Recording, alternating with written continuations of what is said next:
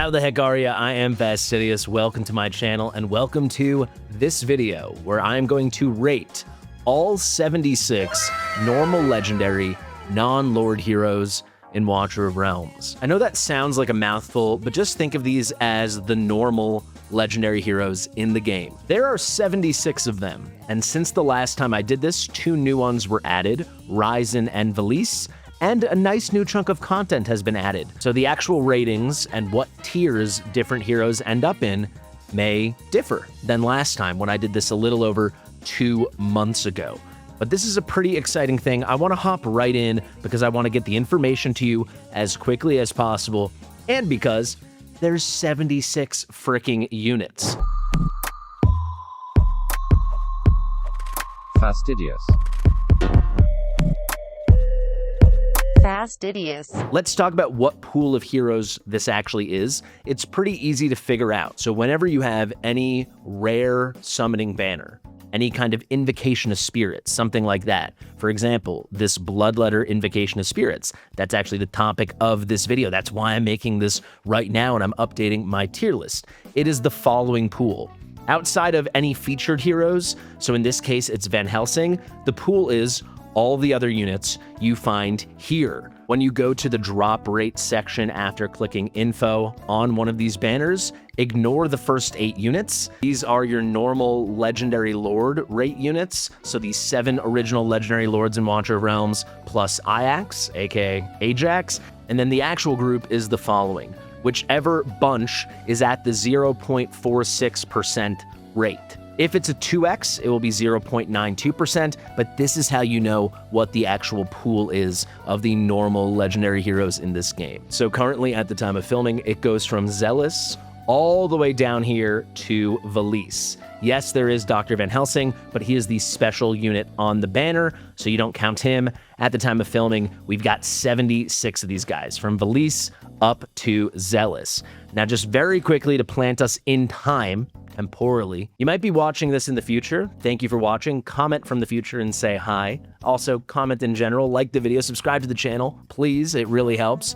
But just so you know why I'm doing this now, we have a choose your own legendary banner, and it's the longest one we've ever seen. You can see it just opened up actually 7 minutes ago, and this is going to run for 17 days. 16 days and well over 23 hours. When I'm filming, 23 hours and 53 minutes remain on this banner, and you get to pair Dr. Van Helsing, who's the special featured unit, with any other unit in the game that is from that normal legendary pool.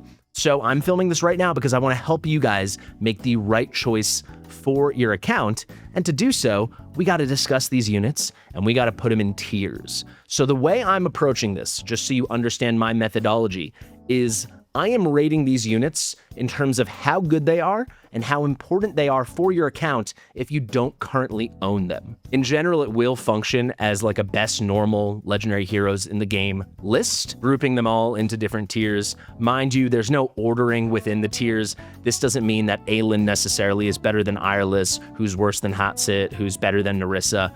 I'm just putting them in one group, but it is basically where I put them, what bucket I put them in. However, I am viewing it from an A0 lens. Like, you do not own this unit, you need to get your new copy to start building them. I'll add some light when it comes to Awakenings when we discuss certain heroes, in case you're in a really privileged situation and you already own at least one copy of all of the tier 2 and above units. But if you don't, just pick someone from tier 0. If you have all the tier 0, pick someone from tier 1. If you have all the tier 0 and tier 1, pick someone from tier 2. And then finally, if you have all 3 of those tiers, then you can go Awakening hunting and say, hey, I need another Beelzebub. I need another Draylen. Sorry, she's decapitated. It was hard to format all of this. Huge shout out to my moderator, Death, who put this together. It takes a long time to load all this stuff in to the tier list maker. I think you all get it. If you have further questions, just let me know below. Like I said, thank you for watching. Subscribe to the channel. Let's begin. This is where we left things last time, right? The reason Lyra is down here in the D tier all by herself is because she was an impossible choice. The last time we had this, she was the featured special unit, the way we have Dr. Van Helsing now at my time of filming, so she could not be selected. For now, we're gonna keep Lyra, Ryzen, and Valise, our new units, in the D tier, just so we remember to come back to them at the end and place them appropriately. However, the way I want to approach this is go up from the don't choose tier to tier 2 to tier 1 to tier 0, discuss each unit, some a lot more briefly than others, some are just not worth our time or a lengthy discussion, and then decide if any change needs to be made. The final change I am going to make is I do think I am going to change the names of these last 2 tiers. So previously, D tier was just Lyra, because yes, she is a normal legendary unit, but she was unselectable since she was the featured unit. Now, all of these units are selectable because Van Helsing is brand new and he's the featured unit. So instead of don't choose and then this random D tier for Lyra, I want to keep this yellow tier as don't choose, but I actually want to change the green tier to be actually bad. So these are actually going to be the bad units. Both the don't choose units and the actually bad unit should not be selected in a choose your own legendary hero banner, at least at the time of filming, and very likely for the next long while after. But there is a difference, right? A unit like Lyra, actually we can do this already, she would be in the don't choose tier, but she's a good hero. You just should not be seeking her out on a special banner right now, given the state of the game. However, a unit like Lynx sucks butt, so she's actually bad, right? So we're gonna build out the actually bad unit behind Lynx and these other 2 guys, but remember, Ryzen and Valise will be rising a lot higher. Ryzen will be Ryzen, as will Valise. But I want to save them for the end. You can skip ahead if that's all you care about, but I just think that'll be a fun note to end on. Okay, let's go. Abomination, at this point in the game, he's actually bad. Yes, he does have some tankiness. Yes, he can be good at progression, but frankly, he is never worth your skill crystals right now. There are so many better options. He is a fighter. There are so many good fighters. He is from the Nightmare Council. There are so many good Nightmare units and Nightmare fighters. He is just irrelevant. Absin, nuff said. He is called Aspan for a reason. He might be the unit on this list most in need of a buff. Let's actually play that game. We'll pick the top 3. Right now, he's number 1 by a lot. We'll see who else we encounter. Ares will stay in the don't choose bucket, right? He's not bad. He's worse than someone like Lyra, but he's certainly not someone you could just describe as bad. He has tank relevance in Abyss. He can function there. He has a really reliable defense break, so if you don't have a Torador, he's a great defense break tank, even though he's a fighter unit. And I do think he has potential moving forward. A very strong physical vulnerability. The way he had his moment in the sun in Abyss 1, he could have future moments like that. Azor is god-awful. Bad base stats, not a tank, terrible damage, one of the most half-baked kits in the history of Watcher of Realms. Here's a fun fact for you. Originally, when he was introduced to the Forerunner server, he was a fusion. Not even a shard summoning event like a Maw or like a Helga. He was a straight up fusion. We've only seen that once ever on the global server. That was with Crodor, who we'll discuss briefly in a moment. But wow, what a slap in the face that was to Forerunner players, because he sucks so much. It's truly remarkable. He's joining that top 3 of most in need of a buff. We'll see if anyone can knock him and Absin out, but they're called Aspan and Asor for a reason, right? Anai, not actually bad at this point. She is going to be one of the weaker units at base in this don't choose group, but she can't be an actually bad. If you get her exclusive breastplate, it is phenomenal. It boosts all the burning damage, and that's really meta. And at least if you have that, she can help you in Nightmare 4 for sure. There's relevance there. And she is still extremely good in the Arbiter of Frost Codex. If you don't have the top meta, at least currently, which is the Nastia Vorn Numera comps, the Anai teams with the Soul Kittens or a Twin Fiend, very good. She's still relevant. Callista is right on the cusp between actually bad and don't choose. We'll keep her in don't choose. She is actually an underratedly good progression unit, but boy, do you outgrow her quickly. She is in a strong faction as a member of the Watchguard. She does have pushback, but without an exclusive piece of gear, without an exclusive artifact, that pushback is very unreliable. So she's a functional knockback unit. The damage is pretty good as you progress, but you do outgrow it pretty dang quickly. But I do think she's like more relevant than an Abomination at this point in the game. So she's gonna be at the low end of don't choose. But remember, I won't put this in any order. Calypso now actually can be really good. I used her in my 323 clear. I've used her in a lot of event content. However, the reason I use Calypso so much is because I have her exclusive breastplate, I have her maxed out artifact, and I have her A5. You need at least A1 for her to be pretty good, but she is outclassed unless you have her A5 by so many other legendary single target marksmen, but she's relevant, right? She is. So she's actually going to be one of the better units from the don't choose tier, and I actually think it lends some light to what we're looking at here. Doesn't mean these units are bad, it just means you're not going to put them on rate up and seek them out on a banner. So Calypso, you stay in don't choose. Cerberus, this is a sad case, guys. He's actually bad at this point in the game.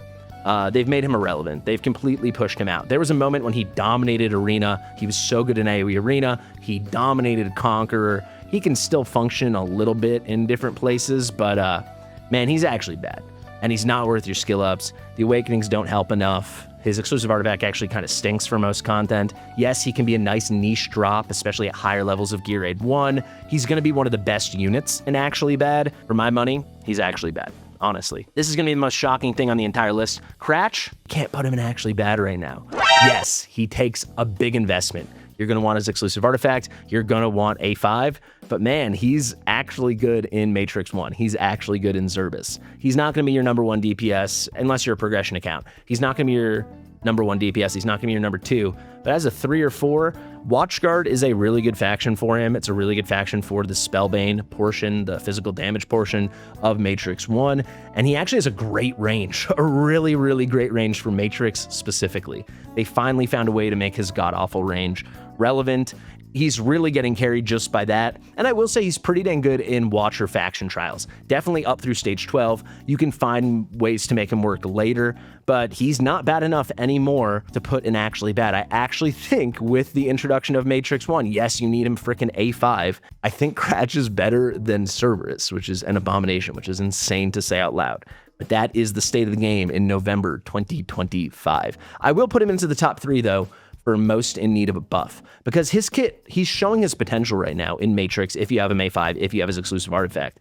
Imagine if they just tweaked a couple things. If his A5 was his A1 and he didn't start neutering himself and, you know, basically debuffing himself and hamstringing any power he could have post-ult 50% of the time, he'd be really good. So just make that an A1. Edith is the very, very, very, very back of don't choose. She's still the best option to this day for the bottom row in Gear Dungeon 2, at least through stage 10. They just released 2 days ago, stage 11, 12, 13. Yeah, she's not that relevant elsewhere, but she's actually still a way better tank for a defense-based tank and deals at least a little tiny bit of damage when compared to an absolute piece of garbage like Azor. And she's really good at what she's good at. This is our first big one, guys. Ezrein is in Tier 2. Welcome to Tier 2, Ezrein. Ezrein is the number 1 tank right now for Spellbane in Matrix 1. And frankly, Ezrein has been a really clutch single-target healer with a very unique passive for a long time, unique talent. He's a good unit. It's just before Matrix 1 and his discovery as a tank, he kind of just was a healer. And that's really not enough to make someone good in this game, unless they're a god-tier healer like Narissa or Aelin or Ireless. But all those units bring more than just healing. You notice I didn't say Elowen. Elowen's a god tier support. Her healing's pretty good. It's good. It's not like god tier like those other units I mentioned. But Ezrein has always been a good healer, and now he has that extra functionality as a tank. He gets the bump. Fenris, this is a close call, but I'm putting him in actually bad. Speaking of Van Helsing, right? That's a unit that's going to make Fenris seem even weaker, right? Just another AoE marksman that is better than Fenris. Fenris truly, I'm not even going to put him in top 3 in need of a buff, because it's pretty simple with Fenris. If he had dual faction membership in, yes, he's already in the North Throne, but also in Starpiercers, the way Dr. Van Helsing is Nightmare, but also Starpiercers, Fenris becomes something. But all in all, not good enough crowd control, not good enough damage. He's not, like, terrible, but he's just the kind of unit you won't invest in. Why wouldn't you just use Maul? Now we've got Glacius. There's no way you could ever call him bad. The single target damage is actually quite good. They're trying to make Northerners happen at the time of filming, but single target mages are units I will always rate poorly because it is not a very in-demand class, right? It's not a very in-demand archetype of hero. You know, single target, magic damage from a platform, from a mage, it's just not such a thing. So actually kind of good damage, definitely not good enough, and a bad roll. Helga can stay where she is. Still a really good stunner if you're progressing through APOC, especially APOC 2. She'll help you a lot with the, what do they call it? The Death Saw phase, that first phase. But outside of that, she just has like slightly above average damage, cool mechanics with building attack speed on her and stuff, but she remains in don't choose. Valkyra absolutely remains in Don't Choose. She's still going to be one of the absolute best units, period, in Don't Choose. But man, she belongs in Don't Choose. I just tested her out yesterday in Gear Dungeon 1, Stage 11, on my first attempts of that. I'm like, can we bring Valkyra back? Boy, the damage is not there. There are so many good AoE magic fighters right now, magic melee units. It's crazy. I know it's comparing anyone to Valeron is just comical, but especially because they kind of have like a similar aesthetic. The idea that they're kind of the same role, they can kind of do a magic reduction, they can kind of do a magic vulnerability, respective to each character, big AoE damage. Valkyra's what, 1/10 as good as Valeron? I mean, it's a bit comical. So she's still good. Like if you get her and you're progressing, don't be upset. But if you keep pulling her, maybe start to be a little upset. Kineza, she's going to knock out Cratch from our top 3 most in need of a buff. Kineza's kit is so non-functional. It is so bad. It's all built around this dodge mechanic that does not work consistently enough for it to mean anything. Do not choose Kineza. Fix Kineza. I would say make Kineza great again, but she was never great to begin with. She's always been mediocre. You can go back to my first video ever. It's the first test server video I ever made. I think it was end of September. I think I filmed it on my birthday. I think it was end of September 2023. And I was like, wow, I thought she'd be better. At that time, I didn't say she was like god awful because we had so many fewer units, but look at what we have now. Get out of here, Kineza. Priya is only good at A5. Moving on. Krotor. He can stay here, but boy, do not choose him. He's just a great block tank.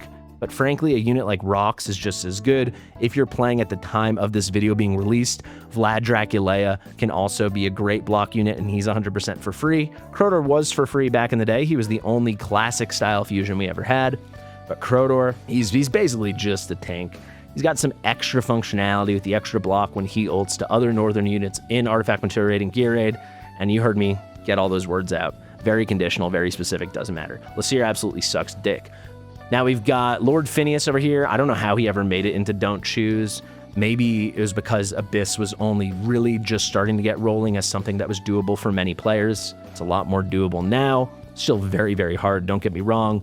But Phineas is absolutely key to Infernal comps. Should you go way out of your way seeking him out? I would say no. But if you get him, should you be thrilled? Sure. And if he's your one missing piece, could you go for him? Yes. So tier 2, but do not choose him because he has a banner right now. Same thing with Magda. Magda's what she's always been. We'll just skip to her right now.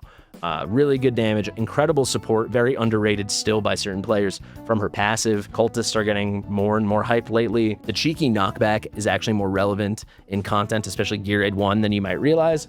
And frankly, she's just good. Magda is just good. Not tier 1 good. You'll see that when we get to tier 1. Arrogance is a really spicy unit, right? He used to be an absolute god of the game, definitive top 5 unit. Then he was like borderline triple S, probably a top 10 non-lord unit. At this point, he's not even that. There's just been too much power creep. However, he is getting buffed for either Christmas or the New Year's, it sounds like. He was the winner of the fan vote by the community, for which they gave us like 10 options, and people voted him to get the buff, which is kind of funny, because even though he's been power crept, it doesn't mean he's bad.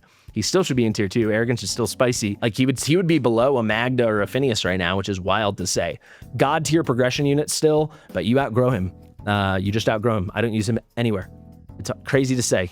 I got him on day 10 or 13 of my account. I always get it confused, and he carried me through everything. But times have changed, baby. It's almost 2026. Eris. All right, give me 20 seconds on Eris. The last time Eris had a banner, I said he was one of the best AoE units in the game, and literally the trolls on Discord were laughing at me. They're like, Fastidious is a paid shill. He doesn't actually play the game, this, that, and the other. To you people, you don't play the game. The amount of Gear Dungeon 1 takeovers I've done in my life would make people feel physically ill. And I think I know better than anyone that Eris, at least through the first 10 stages, was the best top-line unit in the game. And yes, that's a niche thing, but it showed how powerful his AoE was. And we've seen that since. He can really excel in Gear Raid 1 all the way up through 24. He has really good factions, really good dual faction membership in the Esotericists and the Watchers. And then this is hard content, baby. Gear Dungeon 1, Stage 13. He is one of the top 3 units recommended. This recommendation is based off of who is used the most. Go to popular heroes. Eris. I bet you some of these people were the people on Discord. Eris. Eris. I test every single unit in this game. I've literally tested every single unit in this game, and the ones that are good to amazing, I've used many times. When I said he had really good AoE damage, I meant it. I said he was the single best AoE magic DPS who was a melee unit. I know that's a lot of qualifications, but I said he was the single best one in the game besides Valeron. And remember, this was before the release of Ezreath, so now he would be the third best. But my God, I mean, I love being proven right. Kind of happened with a lot of people. It's great. And then I've taken some pretty huge L's. Uridin, shout out to Uridin. Never been more wrong about a single unit in the history of this game. Artemis, still really good, but I gotta say he's on the lower end now of tier 2 because Zealous is just Zealous. After Zealous's buff, Zealous is amazing. The damage is so much better. The utility with all the slows is so much better, and such good anti-heal. Yeah, I think probably Zealous isn't going up to tier 1, but my God, he's really, really good.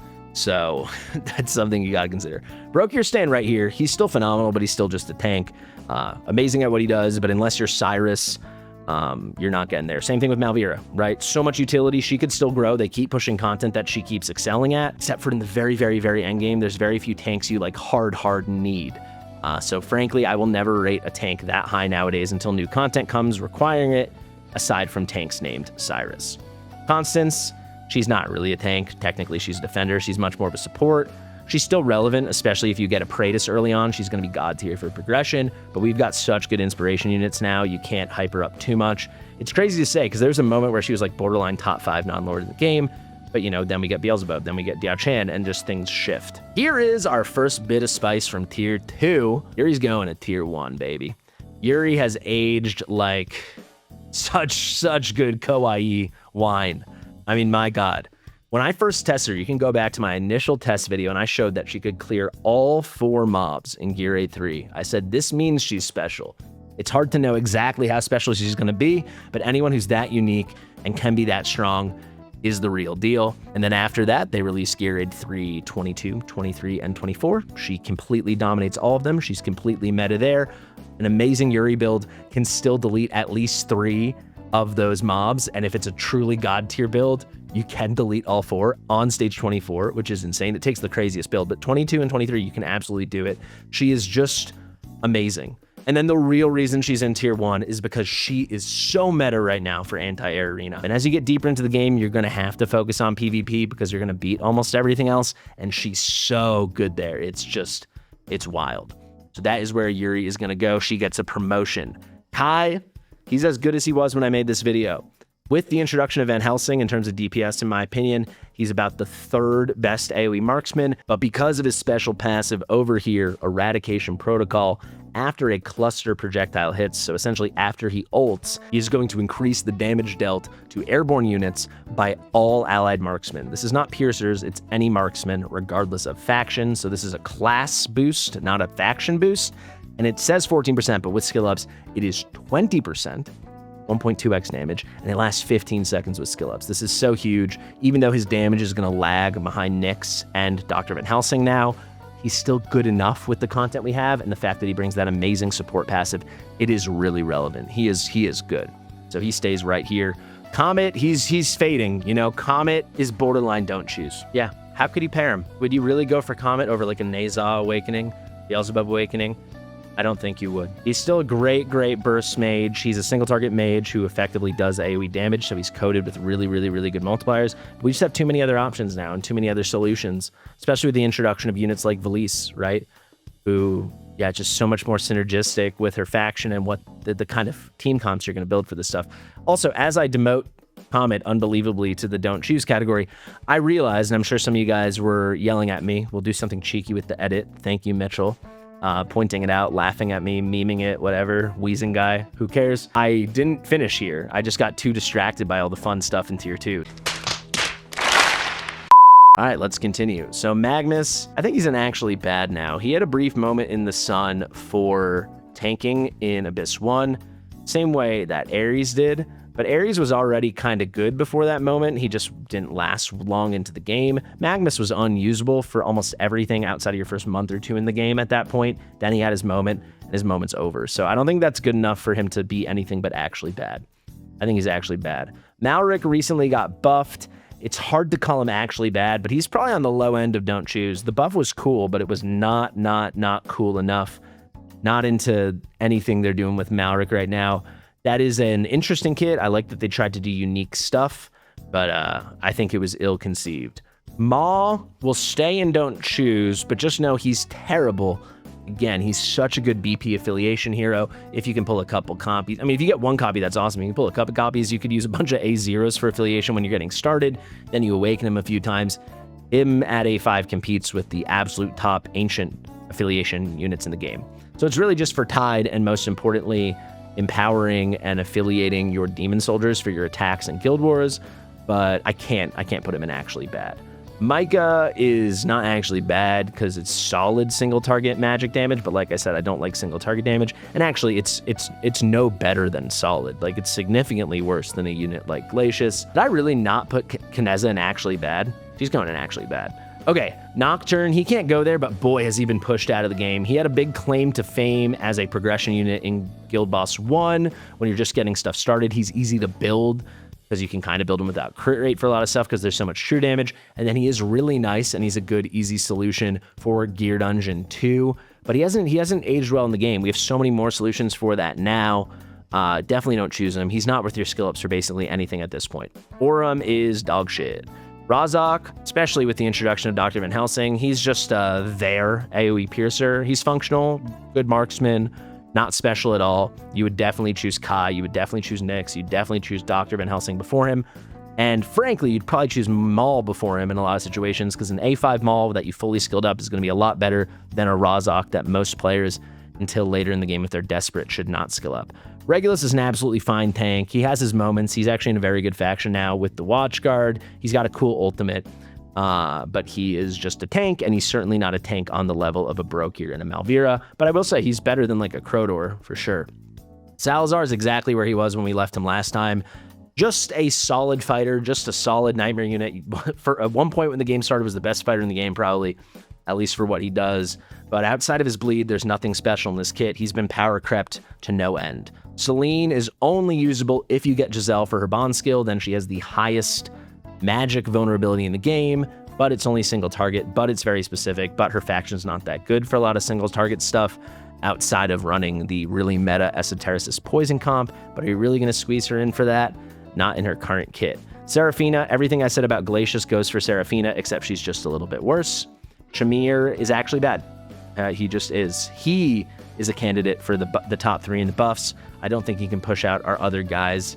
You know what? Actually, he could probably push out Azor, because Azor, I don't even know how you're going to fix that kit. It's so poor. The stats are so poor. The kit makes no sense. Shamir could be saved the same way Absent and Kineza could be saved. So Shamir is in the top 3 now. Azor is done. Tallulah, she's viable, baby. I mean, now that she has her exclusive gear and her exclusive artifact, I can't remember if she had that last time we made this video. She's a lot more usable. She's very relevant for like a second team in Matrix, usually your Spellbane. I use her there. You can definitely use her in APOC, but frankly, you can use a lot of units in APOC now. Is she someone you could ever choose? I think no, which is funny because the first time they ever did this a year ago, I did choose her because she was new and I wanted a new unit. She would be on the very high end of don't choose, but how can you choose her? It's the same thing as like with Comet or when we talk about Zeal 2. It doesn't mean these units are bad, but you can't choose them.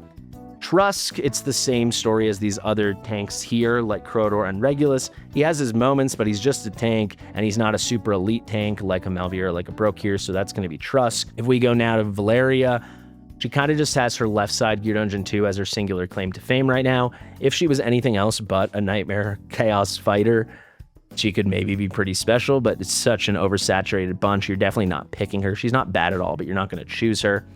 Let's go now to Xena. Xena has her really fun niche uses, but you're not going to seek her out on a banner like this. You're not going to select her. She is relevant for certain things, but you're going to outgrow her and you don't need her. It's hard to tell a new player that they have to put skill ups into her just because she can work. Doesn't mean you have to go make her work. Zeal 2 was just confirmed to get a buff. I'm probably going to make a video on that soon. So it's pretty exciting because back in the day, it was like Zeal 2 and Arrogance. Those were probably the 2 best fighters in the game. And those 2 have completely fallen off. Arrogance less so than Zeal 2, but they did confirm in a dev Q&A that she's going to get a buff.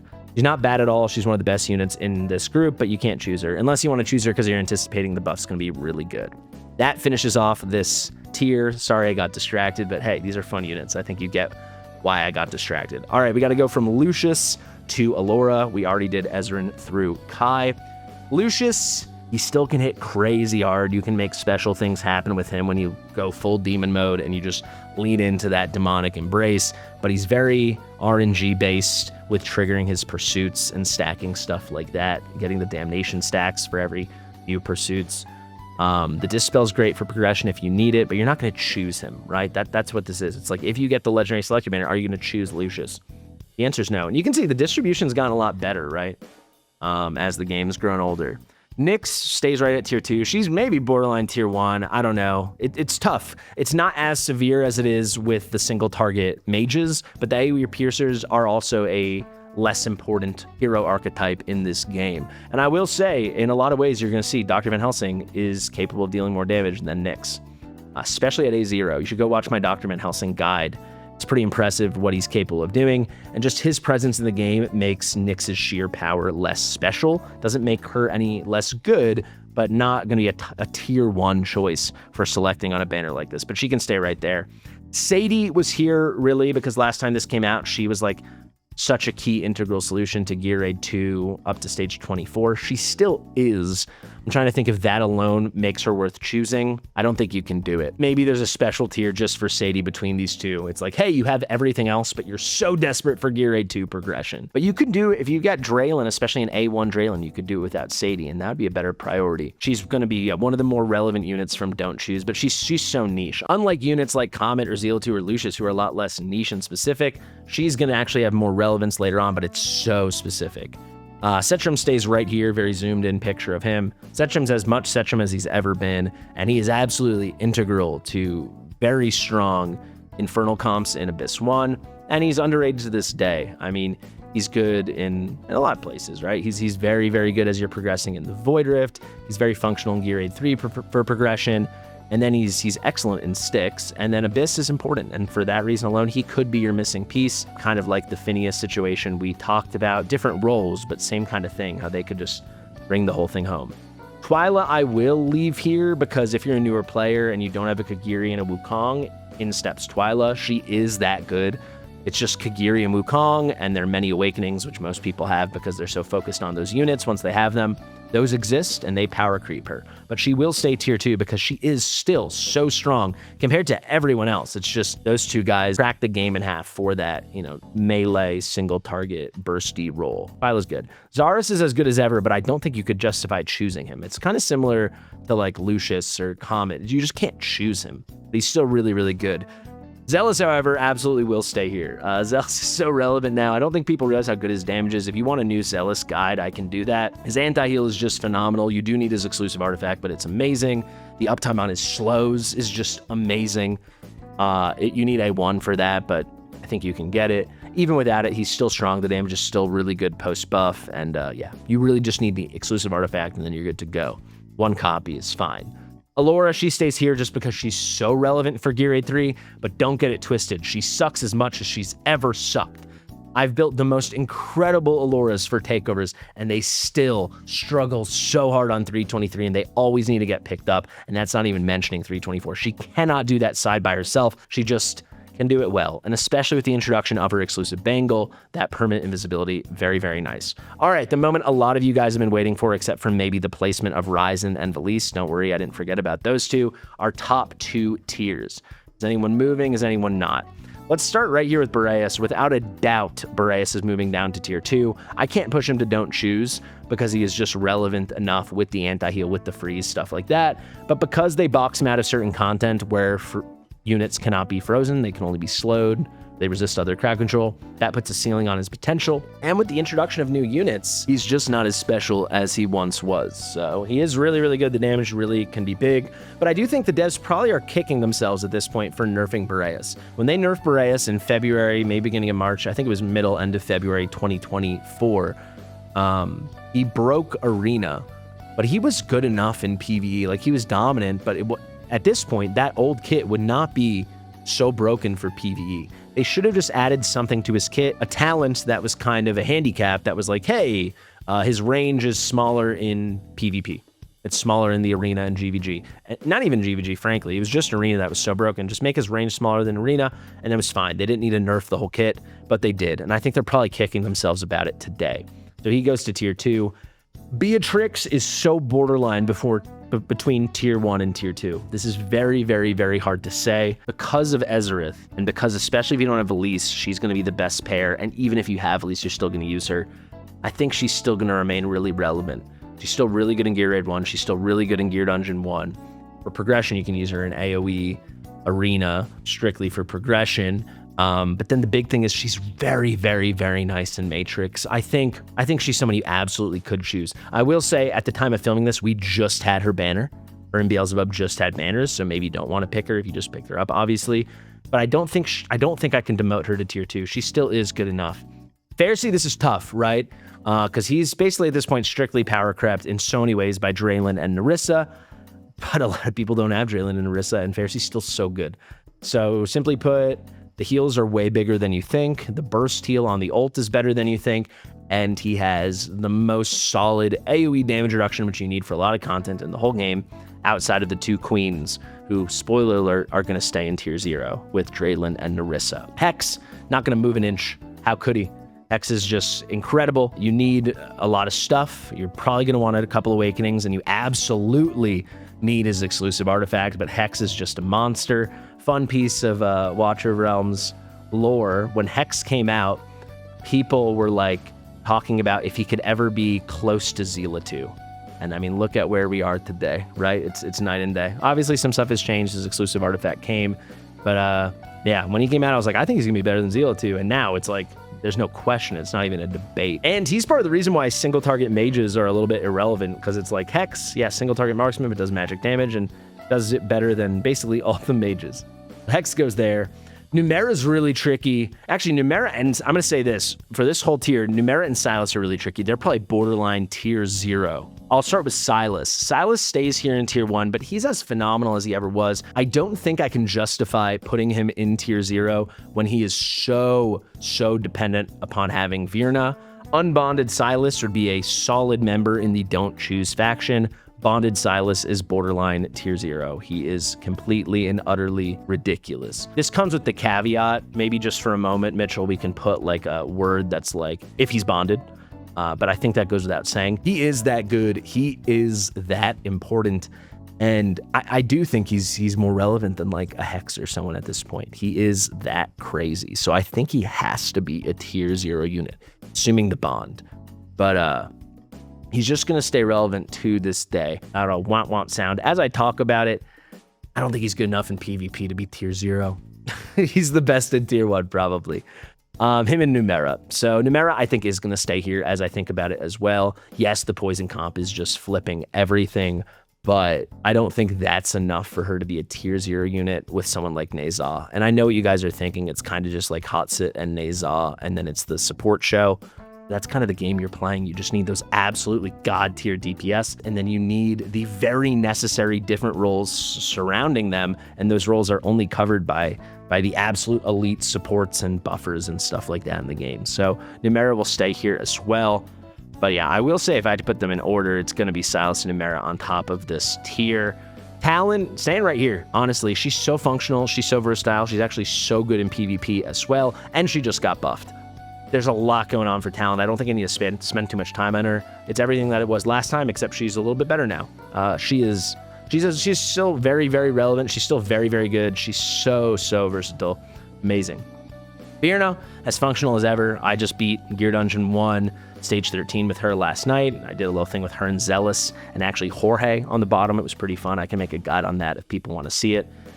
She has to stay in tier 1. She's just so unique still, so relevant. Probably the best platform execute in the game. Actually, I don't think it's close, is it? Is she the only one now that I'm saying it out loud? Well, actually, no, we're getting another one over here with Mr. Dr. Van Helsing. Very cool unit.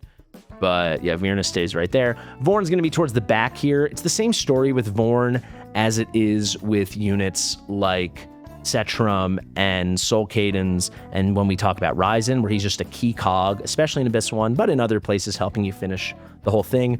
The difference with Vorn is the amount he takes it to a new level for that poison comp for things like Guild Boss 1, Abyss 1, APOC, and then certainly like Arbiter of Frost. He's so integral, right? Like that trio, that triumvirate of Numera, Vorn, Nastia, it is so next level. So that is gonna be our tier 1. And now here's the big thing. Scream at your screen, and maybe I'll hear it from the past. Should I do Ryzen and Valise now, or should I do tier 0? Ryzen and Valise now. Ryzen goes right here. It's the exact same thing. He's going to tier 2. It's the exact same story as Setram or Lord Phineas. Slightly different role, but he's just gonna be like a key cog. He's a little more niche, but he's so good at his niche, it's crazy. He's really good at single target boss content, and he's really good against shields. Guild Boss 1, Nightmare 3, Nightmare 4, and especially Abyss. So it's very specific, but he could not be in Don't Choose, because if that's what you're missing, he could get you your 35K, your 60K, maybe your 12K, 22K. I don't know where you're stuck, but he is that good. He's that relevant, and they're gonna have future bosses with more shields, and he's gonna continue to scale very well. He's right there in tier 2.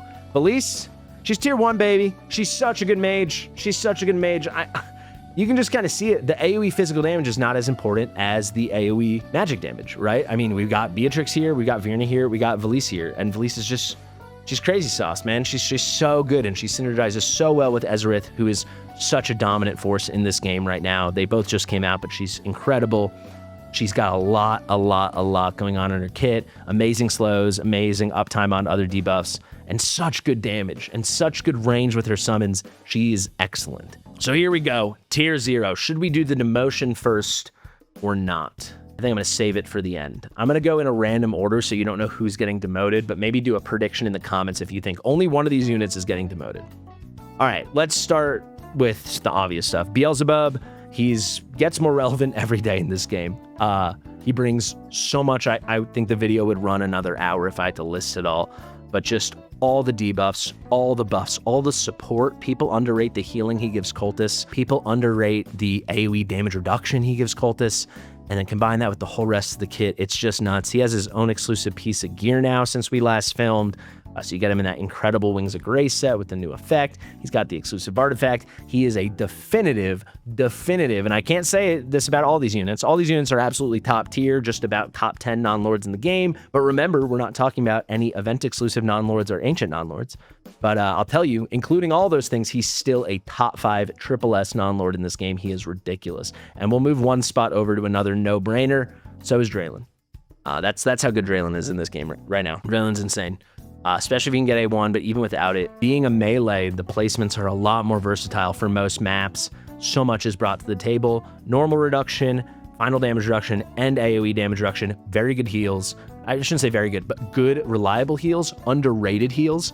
And then, of course, amazing shielding. So good for so much progression content. And then completely excellent in PvP. Just meta. She is crazy. She's going to be top 5 when we update the tier list officially on the website and change all the ratings. I'm hoping in about the next 10 days, maybe even sooner. So those two for sure. Let's go to something funky. Hotset's going to stay here, man. She's still so unique. From what I've seen lately, it seems she's fallen off a decent bit in GVG, but I think it just takes one map for her to come right back. And in Arena, she still can absolutely function in Anti-Air Arena. For progression, because what she does is so good and so specific, I think she stays at tier 0. But I'm going to tell you, she is the worst unit here, I think, in tier 0. She's the one on the verge of getting pushed down, but she will stay right there. One unit who is nowhere close to getting pushed down is Neza. Neza, I think, is the best non-ancient non-lord DPS in the whole game. His versatility is crazy. His utter dominance in PvP has shocked me, even though I predicted he would be amazing. I didn't think he would be this amazing. He's good at so much stuff. And then whether you're running him single target or AoE, there's no doubt in my mind he was designed as a broken limited unit, and they thought it would be too broken if everyone was guaranteed to get him within 200 summons, because we've all gotten so good at saving, and that's why they pivoted. If you look at his cinematic, if you look at Erlong Shen, who's his partner skill, if you look at Erlong Shen's cinematic, if you look at that whole event rollout, He was supposed to be a huge, crazy hype. He's from Chinese mythology, right? They wanted him to be this crazy limited event experience, and they got rid of the limited because he's that strong. He's busted to all hell. Here's a hot take for the end of the video. He's better than Kagiri. Maybe some of you don't even think that's that hot. He's insane. Insane. So let's put him here. We're gonna do all the finished units. Nerissa can stay right here. She's great.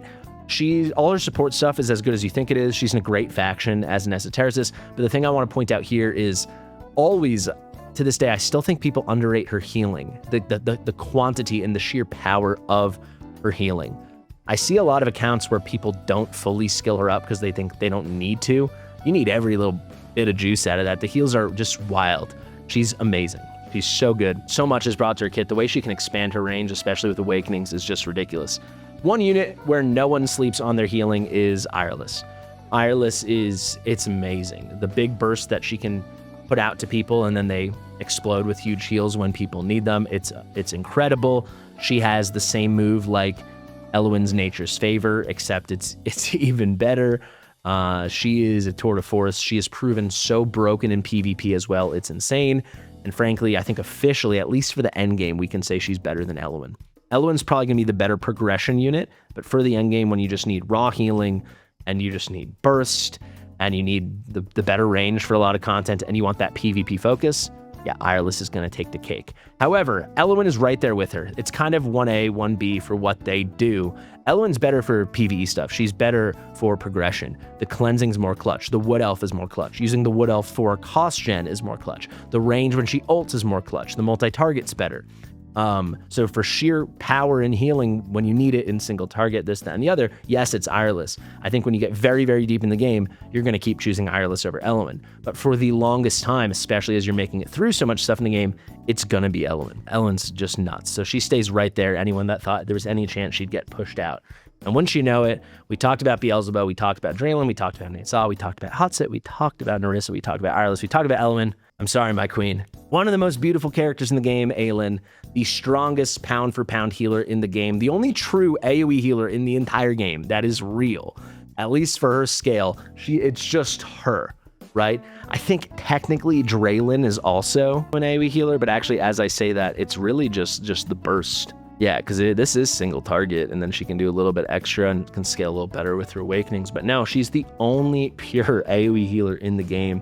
She is nuts, and she is essentially required for a lot of things, but it's not enough things, right?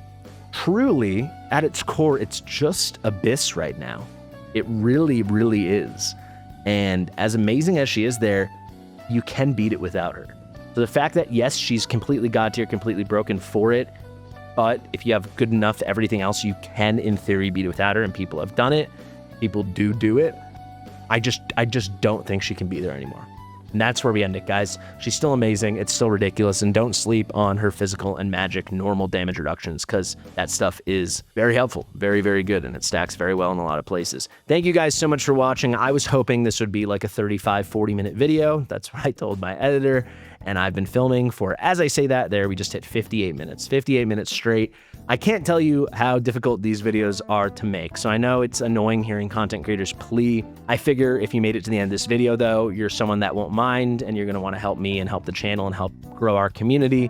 Please subscribe. Please like the video. Share it with your guild mates, your friends, because, yeah, talking for an hour straight, I know it doesn't sound like much, but it's very annoying, not fun, and then it's many, many hours of prep that goes into this.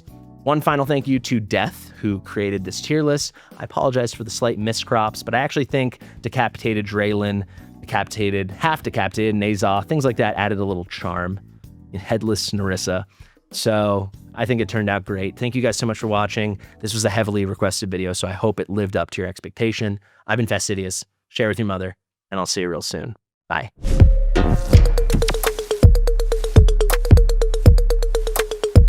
Fastidious.